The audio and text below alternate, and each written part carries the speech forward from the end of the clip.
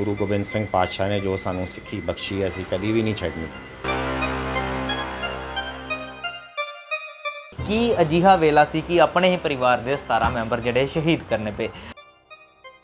ਇਸਤਰੀਆਂ ਦੇ ਬੱਚਿਆਂ ਵੱਲੋਂ ਕਿਹਾ ਗਿਆ ਵੀ ਸਾਨੂੰ ਆਪਣੇ ਹੱਥੀਂ ਸ਼ਹੀਦ ਕਰ ਦਿਓ, ਪਰਿਵਾਰ ਦੀ ਬੇਹੁਰਮਤੀ ਨਾ ਹੋਵੇ। ਕੱਲੀ ਕੱਲੀ ਇਸਤਰੀ ਨੇ ਜਪਜੀ ਸਾਹਿਬ ਦਾ ਪਾਠ ਕੀਤਾ, ਬੱਚਿਆਂ ਨੂੰ ਜਪਜੀ ਸਾਹਿਬ ਦਾ ਪਾਠ ਕਰਾਇਆ ਗਿਆ ਕਿ ਜਿਹੜਾ ਪਰਿਵਾਰ ਸੋਨੇ ਚਾਂਦੀ 'ਚ ਖੇਡਦਾ ਰਿਹਾ ਉਹ ਇੱਥੇ ਬਿਲਕੁਲ ਖਾਲੀ ਹੱਥ ਆਇਆ ਅਤੇ ਮਹਾਰਾਜ ਦੇ ਭਾਣੇ ਨੂੰ ਮਿੱਠਾ ਕਰਕੇ ਮੰਨਦੇ ਹੋਏ ਇੱਥੇ ਦੁਬਾਰਾ ਪਰਿਵਾਰ ਵਸਾਏ। ਉਹਨਾਂ ਨੇ ਮੁਸਲਮਾਨ ਜੋ ਆਗੂ ਸਨ ਉਹਨਾਂ ਨੇ ਸੁਨੇਹਾ ਭੇਜਿਆ ਵੀ ਜਾਂ ਤਾਂ ਇਸਲਾਮ ਧਰਮ ਤੁਸੀਂ ਕਬੂਲ ਕਰੋ, ਮੁਸਲਮਾਨ ਬਣ ਜਾਓ ਤਾਂ ਤੁਹਾਨੂੰ ਕੁਛ ਨਹੀਂ ਕਹਿਣਾ, ਅਸੀਂ ਵਾਪਸ ਚਲੇ ਜਾਣਾ। ਤੇ ਪਰ ਸਾਡੇ ਪਰਿਵਾਰ ਦੀ ਮਿਸਾਲ ਜੋ ਹੈ ਉਹ ਕਿਤੇ ਵੀ ਨਹੀਂ ਮਿਲਦੀ ਕਿ ਜਿਨ੍ਹਾਂ ਹੱਥੀਂ ਆਪਣੇ ਧਰਮ ਦੀ ਖਾਤਰ, ਆਪਣੇ ਦੇਸ਼ ਦੀ ਖਾਤਰ ਆਪਣਾ ਪਰਿਵਾਰ ਆਪਣੇ ਹੱਥੀਂ ਸ਼ਹੀਦ ਕੀਤਾ। ਅੱਜ ਅਸੀਂ ਆਪਣੇ ਕਿਸੇ ਬੱਚੇ ਨੂੰ ਇੰਜੈਕਸ਼ਨ ਵੀ ਨਹੀਂ ਆਪਣੇ ਹੱਥੀਂ ਲਗਾ ਸਕਦੇ ਅਤੇ ਪਰਿਵਾਰ ਨੂੰ ਸ਼ਹੀਦ ਕਰਨ ਦਾ ਇਹ ਬਲ ਉਹਨਾਂ ਨੂੰ ਗੁਰੂ ਮਹਾਰਾਜ ਦੇ ਜੋ ਵੱਲੋਂ ਸਿੱਖੀ ਬਖਸ਼ੀ ਗਈ ਸੀ ਉੱਥੋਂ ਹੀ ਉਹਨਾਂ ਨੂੰ ਇਹ ਬਲ ਮਿਲਿਆ। ਅਤੇ ਧੰਨ ਸਨ ਸ਼ਹੀਦ ਕਰਨ ਵਾਲੇ ਅਤੇ ਧੰਨ ਸ਼ਹੀਦ ਹੋਣ ਵਾਲੇ ਜਿਨ੍ਹਾਂ 'ਚੋਂ ਕਿਸੇ ਨੇ ਇੱਕ ਨੇ ਸੀ ਵੀ ਨਹੀਂ ਕੀਤੀ। ਭਾਰਤ ਦੇਸ਼ ਆਜ਼ਾਦ ਹੋਏ ਨੂੰ ਚਾਹੇ 73 ਵਰ੍ਹੇ ਹੋ ਗਏ ਅਤੇ ਦੇਸ਼ ਦੀ ਆਜ਼ਾਦੀ ਜਿਹੜੀ 15 ਅਗਸਤ ਨੂੰ ਹਰ ਸਾਲ ਜਿਹੜੀ ਬੜੀ ਹੀ ਜਸ਼ਨ ਦੇ ਨਾਲ ਮਨਾਈ ਜਾਂਦੀ ਹੈ, ਲੇਕਿਨ ਦੇਸ਼ ਆਜ਼ਾਦ ਹੋਣ ਵੇਲੇ ਜੋ ਪਰਿਵਾਰ ਸ਼ਹੀਦ ਹੋਏ ਉਹਨਾਂ ਨੂੰ ਕੋਈ ਹੀ ਯਾਦ ਕਰਦਾ ਹੈ। ਦੇਸ਼ ਦੀ ਆਜ਼ਾਦੀ ਵੇਲੇ ਇੱਕ ਪਰਿਵਾਰ ਹੈ ਚਾਵਲਾ ਪਰਿਵਾਰ, ਜਿਨ੍ਹਾਂ ਵੱਲੋਂ ਕਿ ਆਪਣੇ ਪਰਿਵਾਰ ਦੇ ਹੀ 17 ਮੈਂਬਰਾਂ ਨੂੰ ਸ਼ਹੀਦ ਕਰ ਦਿੱਤਾ ਗਿਆ। ਕੀ ਸੀ ਉਹ ਵੇਲਾ, ਕੀ ਸੀ ਉਹ ਵਕਤ? ਸਾਡੇ ਨਾਲ ਚਾਵਲਾ ਪਰਿਵਾਰ ਦੇ ਮੈਂਬਰ ਮੌਜੂਦ ਨੇ, ਅਸੀਂ ਗੱਲਬਾਤ ਕਰਦੇ ਹਾਂ ਕਿ ਕੀ ਅਜਿਹਾ ਵੇਲਾ ਸੀ ਕਿ ਆਪਣੇ ਹੀ ਪਰਿਵਾਰ ਦੇ 17 ਮੈਂਬਰ ਜਿਹੜੇ ਸ਼ਹੀਦ ਕਰਨੇ ਪਏ। ਕੀ ਨਾਮ ਜੀ ਤੁਹਾਡਾ?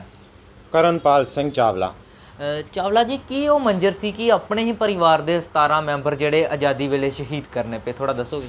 ਸਭ ਤੋਂ ਪਹਿਲਾਂ ਤਾਂ ਮੈਂ ਤੁਹਾਡਾ ਜਿਹੜਾ ਸੁਰਖਾਬ ਚੈਨਲ ਹੈ ਉਹਦੇ ਦਰਸ਼ਕਾਂ ਨੂੰ ਮੇਰੇ ਵੱਲੋਂ ਸਤਿ ਸ੍ਰੀ ਅਕਾਲ।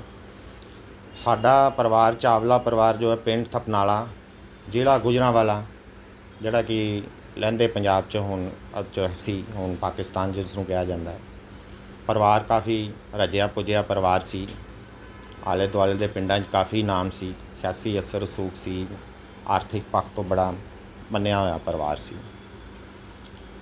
ਆਜ਼ਾਦੀ ਤੋਂ ਬਾਅਦ ਵੰਡ ਵੇਲੇ ਕੋਈ 23 ਅਗਸਤ ਨੂੰ ਰਸੂਲ ਬਖਸ਼ ਨਾਂ ਦਾ ਮੁਸਲਮਾਨ ਜੋ ਕਿ ਪਿੰਡ ਦਾ ਹੀ ਆਗੂ ਸੀ, ਉਹਨੇ ਕੋਈ ਆਲੇ ਦੁਆਲੇ ਦੇ 7-8 ਪਿੰਡਾਂ ਦੇ ਮੁਸਲਮਾਨ ਜੋ ਹੈ ਇਕੱਠੇ ਕੀਤੇ ਵੀ ਚਾਵਲਾ ਪਰਿਵਾਰ ਉੱਥੇ ਆਪਣਾ ਅਜੇ ਵਸ ਰਿਹਾ ਹੈ ਅਤੇ ਇਹਨਾਂ ਨੂੰ ਆਪਾਂ ਕਤਲ ਕਰ ਦੇਣਾ ਹੈ। ਅਤੇ ਸਾਡੀ ਹਵੇਲੀ ਜੋ ਕਿ ਪਿੰਡ ਵਿਖੇ ਸਥਿਤ ਸੀ ਉੱਥੇ ਕੋਈ 8-10 ਹਜ਼ਾਰ ਮੁਸਲਮਾਨਾਂ ਨੇ ਆਲੇ ਦੁਆਲੇ ਦੇ ਜੋ ਪਿੰਡਾਂ ਦੇ ਇਕੱਠੇ ਕਰਕੇ ਲਿਆਂਦੇ ਗਏ ਵੀ ਇਹਨਾਂ ਨੂੰ ਕਤਲ ਕਰ ਦੇਣਾ, ਸੋਨਾ ਚਾਂਦੀ ਬਹੁਤ ਹੈ, ਸਾਰਾ ਲੁੱਟਣਾ। ਪਰਿਵਾਰ ਨੂੰ ਉਹਨਾਂ ਨੇ ਮੁਸਲਮਾਨ ਜੋ ਆਗੂ ਸਨ ਉਹਨਾਂ ਨੇ ਸੁਨੇਹਾ ਭੇਜਿਆ ਵੀ ਜਾਂ ਤਾਂ ਇਸਲਾਮ ਧਰਮ ਤੁਸੀਂ ਕਬੂਲ ਕਰੋ, ਮੁਸਲਮਾਨ ਬਣ ਜਾਓ ਤਾਂ ਤੁਹਾਨੂੰ ਕੁਛ ਨਹੀਂ ਕਹਿਣਾ, ਅਸੀਂ ਵਾਪਸ ਚਲੇ ਜਾਣਾ। ਪਰਿਵਾਰ ਬੜਾ ਪਰੰਪਰਾਗਤ ਅਤੇ ਸਿੱਖੀ ਭਾਵਨਾ ਦੇ ਵਿੱਚ ਗੜੋਚ ਹੋਇਆ ਪਰਿਵਾਰ ਸੀ। ਪਰਿਵਾਰ ਨੇ ਮੰਗ ਜਮ੍ਹਾਂ ਹੀ ਨਹੀਂ ਠੁਕਰਾ ਦਿੱਤੀ ਕਿ ਅਸੀਂ ਕਦੀ ਵੀ ਜੋ ਹੈ ਗੁਰੂ ਗੋਬਿੰਦ ਸਿੰਘ ਪਾਤਸ਼ਾਹ ਨੇ ਜੋ ਸਾਨੂੰ ਸਿੱਖੀ ਬਖਸ਼ੀ ਅਸੀਂ ਕਦੀ ਵੀ ਨਹੀਂ ਛੱਡਣੀ, ਚਾਹੇ ਸਾਨੂੰ ਆਪਣੀਆਂ ਸ਼ਹੀਦੀਆਂ ਦੇਣੀਆਂ ਪੈਣ। ਉਹਨਾਂ ਦਾ ਜੋ ਆਗੂ ਉਹ 8-10 ਹਜ਼ਾਰ ਮੁਸਲਮਾਨਾਂ ਦਾ ਜੋ ਸੀ ਰਸੂਲ ਬਖਸ਼ ਉਸ ਦਾ ਨਾਮ ਸੀ। ਸਾਡੇ ਜੋ ਬਜ਼ੁਰਗਾਂ ਨੇ ਸਾਨੂੰ ਦੱਸਿਆ, ਸਾਡਾ ਤਾਂ ਜਨਮ ਕਾਫੀ ਬਾਅਦ ਚੋਂ ਇੱਧਰ ਆ ਕੇ ਹੋਇਆ। ਉਸ ਨੂੰ ਪਰਿਵਾਰ ਕੋਲ ਜਦੋਂ ਉਹ ਆਇਆ ਅਤੇ ਉਸਨੇ ਇਹ ਕਿਹਾ, ਡਿਮਾਂਡ ਰੱਖੀ ਮੁਸਲਮਾਨ ਬਣਨ ਦੀ, ਅਤੇ ਉਹ ਬਿਲਕੁਲ ਠੁਕਰਾ ਦਿੱਤੀ ਗਈ ਪਰਿਵਾਰ ਵੱਲੋਂ। ਪਰਿਵਾਰ ਨੇ ਸੋਨਾ ਚਾਂਦੀ ਦੀ ਜੋ ਡਿਮਾਂਡ ਸੀ ਉਹ ਪਰਿਵਾਰ ਨੇ ਕਿਹਾ ਠੀਕ ਹੈ ਜੀ, ਅਸੀਂ ਜਦੋਂ ਚਲੇ ਹੀ ਜਾਣਾ ਤਾਂ ਸੋਨਾ ਚਾਂਦੀ ਤੁਸੀਂ ਚਾਹੁੰਦੇ ਹੋ ਜਿੰਨਾ ਉਹ ਲੈ ਲਓ, ਪਰ ਅਸੀਂ ਮੁਸਲਮਾਨ ਧਰਮ ਕਦੀ ਵੀ ਨਹੀਂ ਅਪਣਾਉਣਾ। ਰਸੂਲ ਬਖਸ਼ ਵੱਲੋਂ ਨਾਲ ਇੱਕ ਹੋਰ ਡਿਮਾਂਡ ਰੱਖੀ ਗਈ ਕਿ ਤੁਹਾਡੇ ਨਾਲ ਇੱਕ ਸਿੱਖਾਂ ਦਾ ਪਰਿਵਾਰ ਬਾਜਵਾ ਪਰਿਵਾਰ ਜੋ ਰਹਿੰਦਾ ਜਿਨ੍ਹਾਂ ਨਾਲ ਕਿ ਸਾਡਾ ਬਹੁਤ ਪਿਆਰ ਸੀ, ਕਿਉਂਕਿ ਪਿੰਡ 'ਚ ਜ਼ਿਆਦਾਤਰ ਚਾਵਲਾ ਅਤੇ ਬਾਜਵਾ ਬਰਾਦਰੀ ਦੇ ਹੀ ਸਿੱਖ ਜਿਹੜੇ ਹਨ ਵੱਸਦੇ ਸਨ। ਉਹ ਪਿੰਡ ਨੂੰ ਉਦੋਂ ਚਾਵਲਾ ਬਾਜਵਾ ਥਪਨਾਲਾ ਵੀ ਕਿਹਾ ਜਾਂਦਾ ਸੀ। ਬਾਜਵਾ ਪਰਿਵਾਰ ਜੋ ਕਿ ਸਾਡੇ ਆਪਣੇ ਪਰਿਵਾਰ ਦੀ ਤਰ੍ਹਾਂ ਹੀ, ਜਦੋਂ ਉਹਨੇ ਕਿਹਾ ਵੀ ਬਾਜਵਾ ਪਰਿਵਾਰ ਦੀ ਇੱਕ ਇਸਤਰੀ ਨਾਲ ਮੇਰਾ ਨਿਕਾਹ ਪੜਵਾ ਦਿਓ, ਇਸ 'ਤੇ ਜੋ ਪਰਿਵਾਰ ਦੇ ਸਾਡੇ ਬਜ਼ੁਰਗ ਸਨ ਉਹਨਾਂ ਨੇ ਉਸੇ ਟਾਈਮ ਉਹਦਾ ਸਿਰ ਕਲਮ ਕਰ ਦਿੱਤਾ ਵੀ ਤੂੰ ਇੰਨੀ ਗੱਲ ਕਹਿਣ ਦੀ ਤੇਰੀ ਜ਼ਰੂਰਤ ਕਿਸ ਤਰ੍ਹਾਂ ਪਈ। ਬਾਹਰ ਜੋ 8-10 ਹਜ਼ਾਰ ਮੁਸਲਮਾਨ ਬੈਠਾ ਸੀ ਆਇਆ ਅਤੇ ਉਹ ਸਾਨੂੰ ਅੱਗੇ ਹੀ ਕਤਲ ਕਰਨ ਦੇ ਇਰਾਦੇ ਨਾਲ ਹੋਇਆ ਸੀ। ਉਹਨਾਂ ਨੂੰ ਵੀ ਇਹ ਪਤਾ ਲੱਗ ਗਿਆ ਵੀ ਇਹਨਾਂ ਨੇ ਜੋ ਸਾਡਾ ਲੀਡਰ ਹੈ ਉਹਨੂੰ ਮਾਰ ਦਿੱਤਾ। ਅਤੇ ਉਹਨਾਂ ਵੱਲੋਂ ਫਿਰ ਸੁਨੇਹਾ ਭੇਜਿਆ ਕਿ ਵੀ ਤੁਸੀਂ ਹੁਣ ਵੀ ਇਸਲਾਮ ਧਰਮ ਕਬੂਲ ਕਰ ਲਓ ਅਤੇ ਅਸੀਂ ਚਲੇ ਜਾਣਾ। ਪਰ ਪਰਿਵਾਰ ਨੇ ਕਿਹਾ ਨਹੀਂ, ਅਸੀਂ ਬਿਲਕੁਲ ਵੀ ਇਸਲਾਮ ਧਰਮ ਕਬੂਲ ਨਹੀਂ ਕਰਨਾ। ਜੋ ਸਿੱਖੀ ਸਾਨੂੰ ਗੁਰੂ ਮਹਾਰਾਜ ਪਾਤਸ਼ਾਹ ਨੇ ਬਖਸ਼ੀ ਹੈ, ਸਿੱਖੀ ਕੇਸਾਂ ਸਵਾਸਾਂ ਸੰਗ ਹੀ ਨਿਭੇਗੀ। ਇਸ ਤੋਂ ਉਪਰੰਤ ਉਹ ਘਰ ਦੀਆਂ ਇਸਤਰੀਆਂ ਅਤੇ ਬੱਚਿਆਂ ਨਾਲ ਸਲਾਹ ਹੋਈ ਕਿ ਬਾਹਰ ਇੰਨਾ ਜ਼ਿਆਦਾ ਖਲਕਤ ਹੈ ਅਤੇ ਪਰਿਵਾਰ ਨੇ ਉਹਨਾਂ ਦੇ ਵਿੱਚੋਂ ਲੰਘ ਕੇ ਜਾਣਾ ਹੈ, ਪਤਾ ਨਹੀਂ ਸ਼ਹੀਦ ਹੋਣਾ ਹੈ, ਲੜਨਾ ਪੈਣਾ ਹੈ, ਬਹੁਤ ਕੀ ਬਣਨਾ ਹੈ ਸਾਡਾ, ਸ਼ਹੀਦ ਹੋ ਜਾਣਾ। ਅਤੇ ਇਸਤਰੀਆਂ ਦੇ ਬੱਚਿਆਂ ਵੱਲੋਂ ਕਿਹਾ ਗਿਆ ਵੀ ਸਾਨੂੰ ਆਪਣੇ ਹੱਥੀਂ ਸ਼ਹੀਦ ਕਰ ਦਿਓ, ਪਰਿਵਾਰ ਦੀ ਬੇਹੁਰਮਤੀ ਨਾ ਹੋਵੇ ਅਤੇ ਤੁਹਾਡਾ ਪਤਾ ਨਹੀਂ ਸ਼ਹੀਦ ਹੋਣਾ ਜਾਂ ਕਿੰਨਾ ਹਾਲਾਤਾਂ 'ਚੋਂ ਤੁਸੀਂ ਗੁਜ਼ਰਨਾ। ਉਸ ਟਾਈਮ 'ਤੇ ਜੋ ਸਾਡੇ ਬਜ਼ੁਰਗ ਕਹਿੰਦੇ ਵੀ ਇਕੱਲੀ ਇਕੱਲੀ ਇਸਤਰੀ ਨੇ ਜਪਜੀ ਸਾਹਿਬ ਦਾ ਪਾਠ ਕੀਤਾ, ਬੱਚਿਆਂ ਨੂੰ ਜਪਜੀ ਸਾਹਿਬ ਦਾ ਪਾਠ ਕਰਾਇਆ ਗਿਆ ਅੰਮ੍ਰਿਤ ਵੇਲੇ, ਅਤੇ ਇਕੱਲੇ ਇਕੱਲੇ ਜੋ ਇਸਤਰੀ ਦਾ ਉਹ ਜਾਂ ਬੱਚਿਆਂ ਦਾ ਉਹਨਾਂ ਨੂੰ ਸ਼ਹੀਦ ਕਰਕੇ ਕੱਪੜਿਆਂ ਦੇ ਥਾਨਾਂ ਦੇ ਥਾਨ ਗੋਦਾਮ ਸਾਰੇ ਡਿਪੂ ਇਹਨਾਂ ਕੋਲ ਸਨ ਸਾਰੇ ਪਿੰਡਾਂ ਦੇ ਆਲੇ ਦੁਆਲੇ ਦੇ, ਉਹਨਾਂ ਥਾਨਾਂ 'ਤੇ ਹੀ ਉਹਨਾਂ ਦੇ ਜੋ ਅੰਤਮ ਸੰਸਕਾਰ ਅੰਦਰ ਕਰਕੇ ਅਤੇ ਪਰਿਵਾਰ ਉਹਨਾਂ ਨਾਲ ਕੁਛ ਪਰਿਵਾਰ ਕੋ ਕੁਛ ਇੱਕ ਅੱਧਾ ਕੁਛ ਵੈਪਨ ਸੀ, ਕੁਝ ਫਾਇਰ ਫੂਰ ਕਰਕੇ ਅਤੇ ਜੋ ਜਦੋਂ ਰਾਹ ਮਿਲਿਆ ਕਿ ਬੜੀ ਮੁਸ਼ਕਿਲ ਨਾਲ ਵਿੱਚੋਂ ਪਰਿਵਾਰ ਆਇਆ, ਉਦੋਂ ਪਾਣੀ ਦੇ ਹੜ੍ਹ ਵੀ ਆਏ ਹੋਏ ਸਨ।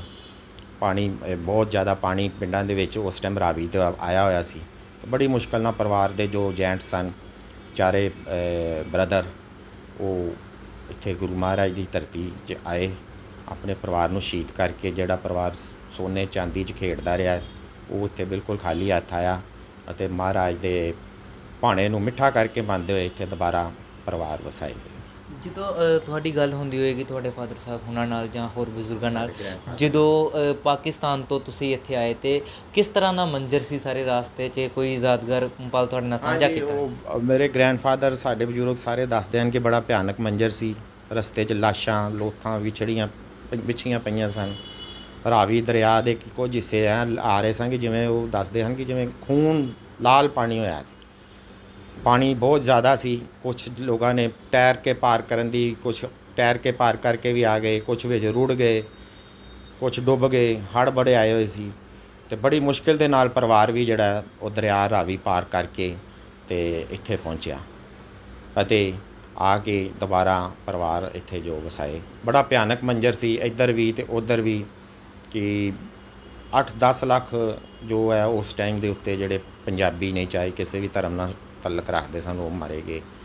ਅਤੇ ਪਰ ਸਾਡੇ ਪਰਿਵਾਰ ਦੀ ਮਿਸਾਲ ਜੋ ਹੈ ਉਹ ਕਿਤੇ ਵੀ ਨਹੀਂ ਮਿਲਦੀ ਕਿ ਜਿਨ੍ਹਾਂ ਹੱਥੀਂ ਆਪਣੇ ਧਰਮ ਦੀ ਖਾਤਰ, ਆਪਣੇ ਦੇਸ਼ ਦੀ ਖਾਤਰ ਆਪਣਾ ਪਰਿਵਾਰ ਆਪਣੇ ਹੱਥੀਂ ਸ਼ਹੀਦ ਕੀਤਾ। ਅੱਜ ਅਸੀਂ ਆਪਣੇ ਕਿਸੇ ਬੱਚੇ ਨੂੰ ਇੰਜੈਕਸ਼ਨ ਵੀ ਨਹੀਂ ਆਪਣੇ ਹੱਥੀਂ ਲਗਾ ਸਕਦੇ ਅਤੇ ਪਰਿਵਾਰ ਨੂੰ ਸ਼ਹੀਦ ਕਰਨ ਦਾ ਇਹ ਬਲ ਉਹਨਾਂ ਨੂੰ ਗੁਰੂ ਮਹਾਰਾਜ ਦੇ ਜੋ ਵੱਲੋਂ ਸਿੱਖੀ ਬਖਸ਼ੀ ਗਈ ਸੀ, ਉੱਥੋਂ ਹੀ ਉਹਨਾਂ ਨੂੰ ਇਹ ਬਲ ਮਿਲਿਆ।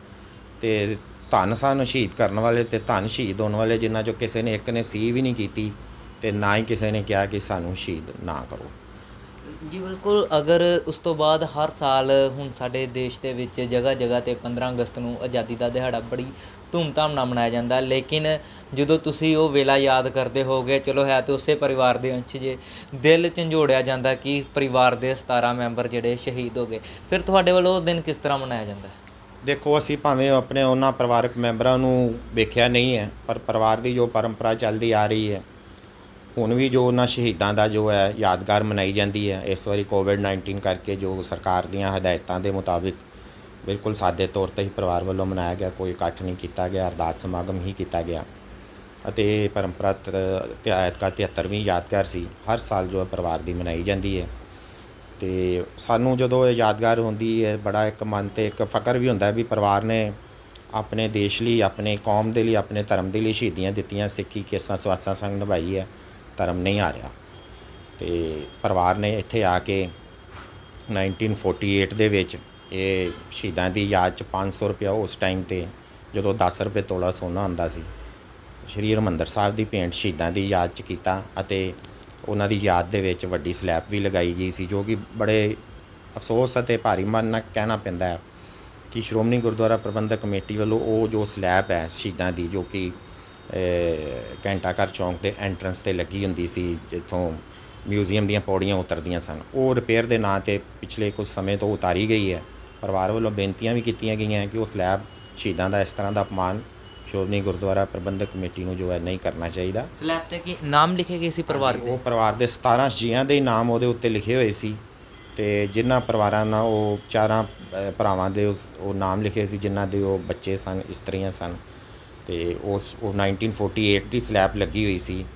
ਹੁਣ ਰਿਪੇਅਰ ਦੇ ਨਾਂ 'ਤੇ ਜੋ ਉਤਾਰੀ ਗਈ ਹੈ, ਉਹ ਜਿਹੜਾ ਵੀ ਉੱਥੋਂ ਜਿਹੜਾ ਵੀ ਪਾਰਟੀਸ਼ਨ ਦੇ ਵੇਲੇ ਜੋ ਸੰਗਤ ਉੱਥੋਂ ਆਈ ਸੀ, ਉਹ ਜਿਹੜਾ ਵੀ ਇਹ ਸੁਣ ਰਿਹਾ ਹੈ, ਉਹ ਬੜਾ ਮਹਿਸੂਸ ਕਰ ਰਿਹਾ ਕਿ ਸ਼੍ਰੋਮਣੀ ਗੁਰਦੁਆਰਾ ਪ੍ਰਬੰਧਕ ਕਮੇਟੀ ਨੂੰ ਤਾਂ ਇਸ ਯਾਦਗਾਰ ਨੂੰ ਹੋਰ ਸੰਯੁਕਤ ਕੇ ਰੱਖਣਾ ਚਾਹੀਦਾ ਸੀ ਕਿ ਪਰਿਵਾਰ ਨੇ ਆਪਣੇ ਧਰਮ ਦੇ ਲਈ ਸ਼ਹੀਦੀਆਂ ਦਿੱਤੀਆਂ, ਇੱਥੋਂ ਉੱਥੇ ਸਲੈਬ ਹੁੰਦੀ, ਉਹਨੂੰ ਹੋਰ ਸਗੋਂ ਸੰਰਕਸ਼ਣ ਕਰਕੇ ਲਾਉਂਦੇ, ਆਉਣ ਵਾਲੀਆਂ ਜਿਹੜੀਆਂ ਪੀੜ੍ਹੀਆਂ ਉੱਥੋਂ ਉਹਨਾਂ ਨੂੰ ਪ੍ਰਭਾਵ ਜਾਂਦਾ ਕਿ ਕਿਸ ਤਰ੍ਹਾਂ ਪ੍ਰੇਰਨਾ ਮਿਲਦੀ ਕਿ ਕਿਸ ਤਰ੍ਹਾਂ ਉਹ ਪਰਿਵਾਰ ਨੇ ਆਪਣਾ ਧਰਮ ਨਹੀਂ ਛੱਡਿਆ ਅਤੇ ਸਿੱਖੀ ਜਿਹੜੀ ਆਪਣੇ ਕੇਸਾਂ ਸਵਾਸਾਂ ਸੰਗ ਨਿਭਾ ਕੇ ਪਰਿਵਾਰ ਸ਼ਹੀਦ ਹੋਇਆ।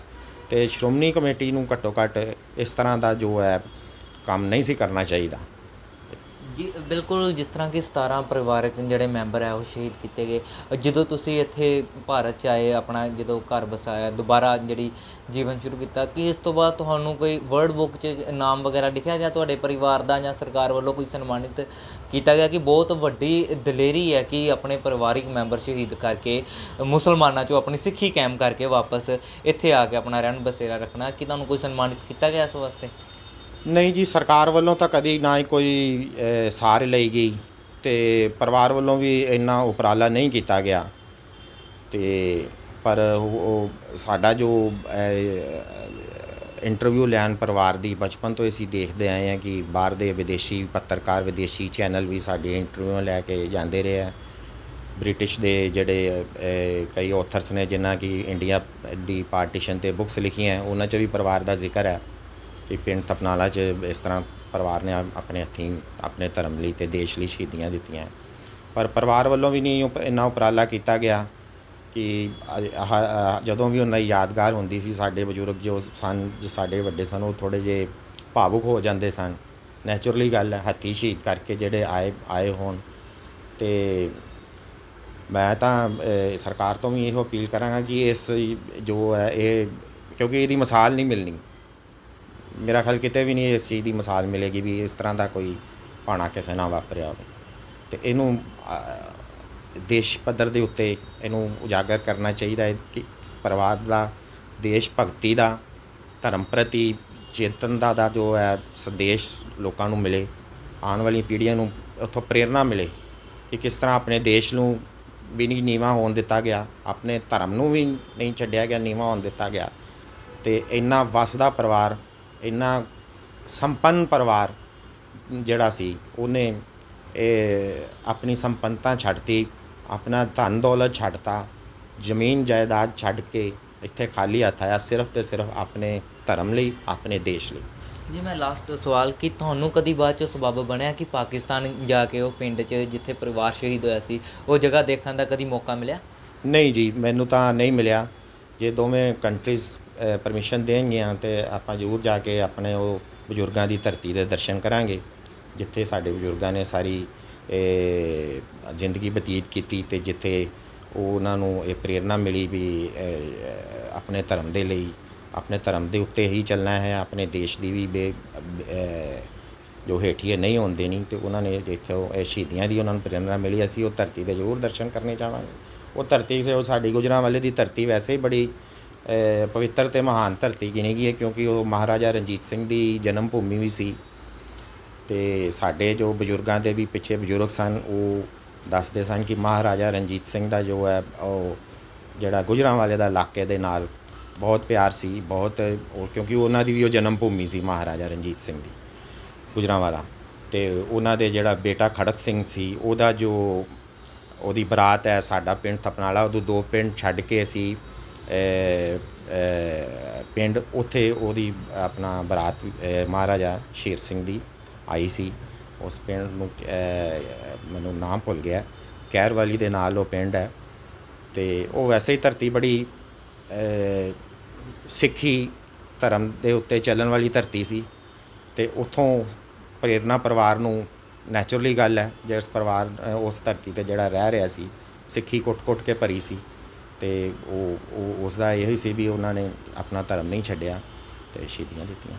ਜੀ ਬਿਲਕੁਲ, ਇਹ ਸੀ ਚਾਵਲਾ ਪਰਿਵਾਰ ਦੇ ਮੈਂਬਰ ਜਿਨ੍ਹਾਂ ਦੇ ਕਿ ਪਰਿਵਾਰ ਦੇ 17 ਪਰਿਵਾਰਿਕ ਮੈਂਬਰਾਂ ਦਾ ਪਾਕਿਸਤਾਨ ਦੇ ਵਿੱਚ ਇਸ ਲਈ ਉਹਨਾਂ ਨੂੰ ਸ਼ਹੀਦ ਕਰ ਦਿੱਤਾ ਗਿਆ ਤਾਂ ਜੋ ਮੁਸਲਮਾਨ ਉਹਨਾਂ ਦਾ ਧਰਮ ਪਰਿਵਰਤਨ ਨਾ ਕਰਾ ਸਕਣ, ਅਤੇ ਉਹਨਾਂ ਨੇ ਆਪਣੇ ਪਰਿਵਾਰਿਕ ਮੈਂਬਰਾਂ ਨੂੰ ਸ਼ਹੀਦ ਕਰਕੇ ਇਹਨਾਂ ਦੇ ਦਾਦਾ ਪੜਦਾਦਾ ਜੋ ਹੈ ਭਾਰਤ 'ਚ ਆ ਕੇ ਉਹਨਾਂ ਨੇ ਦੁਬਾਰਾ ਆਪਣਾ ਜਿਹੜਾ ਅੰਸ਼ ਹੈ ਉਹ ਅਗਾਂਹ ਵਧਾਇਆ। ਅਤੇ ਉਹਨਾਂ ਦਾ ਕਹਿਣਾ ਹੈ ਕਿ ਇਸ ਗੱਲ 'ਤੇ ਹਜੇ ਤੱਕ ਸਰਕਾਰਾਂ ਵੱਲੋਂ ਉਹਨਾਂ ਨੂੰ ਕਿਸੇ ਵੀ ਤਰ੍ਹਾਂ ਸਨਮਾਨਿਤ ਨਹੀਂ ਕੀਤਾ ਗਿਆ ਅਤੇ ਨਾ ਹੀ ਕਿ ਦੇਸ਼ ਦੇ ਵਿੱਚ ਇਸ ਗੱਲ ਨੂੰ ਉਜਾਗਰ ਹੋਣ ਦਿੱਤਾ ਜਾ ਰਿਹਾ। ਅਤੇ ਉਹਨਾਂ ਨੇ ਕਿਹਾ ਕਿ ਇਸ ਗੱਲ ਨੂੰ ਉਜਾਗਰ ਕਰਨ ਲਈ ਉਹ ਪਹਿਲਾਂ ਵੀ ਕਈ ਵਾਰ ਜ਼ੋਰ ਲਾ ਚੁੱਕੇ ਅਤੇ ਆਉਣ ਵਾਲੇ ਸਮੇਂ ਵਿੱਚ ਵੀ ਉਹ ਸਰਕਾਰਾਂ ਤੱਕ ਅਪੀਲ ਜ਼ਰੂਰ ਕਰਦੇ ਆ ਕਿ ਇਸ ਚੀਜ਼ ਨੂੰ ਉਜਾਗਰ ਕੀਤਾ ਜਾਵੇ, ਕਿਉਂਕਿ ਅੱਜ ਦੇ ਸਮੇਂ ਵਿੱਚ ਆਪਣੇ ਬੱਚੇ ਨੂੰ ਕੋਈ ਇੰਜੈਕਸ਼ਨ ਨਹੀਂ ਲਗਾ ਸਕਦਾ, ਲੇਕਿਨ ਉਹਨਾਂ ਵੱਲੋਂ 17 ਪਰਿਵਾਰਿਕ ਮੈਂਬਰਾਂ ਨੂੰ ਸ਼ਹੀਦ ਕੀਤਾ ਗਿਆ। ਅਤੇ ਨਾਲ ਹੀ ਉਹਨਾਂ ਦਾ ਕਹਿਣਾ ਹੈ ਕਿ ਸ਼੍ਰੀ ਦਰਬਾਰ ਸਾਹਿਬ ਨੂੰ ਜਾਣ ਵਾਲੇ ਰਸਤੇ 'ਤੇ ਸੀੜੀਆਂ ਦੇ ਵਿੱਚ ਇਹਨਾਂ ਦੇ ਪਰਿਵਾਰਿਕ ਮੈਂਬਰਾਂ ਦਾ ਜਿਹੜਾ ਨਾਮ ਲਿਖਿਆ ਗਿਆ ਸੀ, ਜਿਸ ਤੋਂ ਕਿ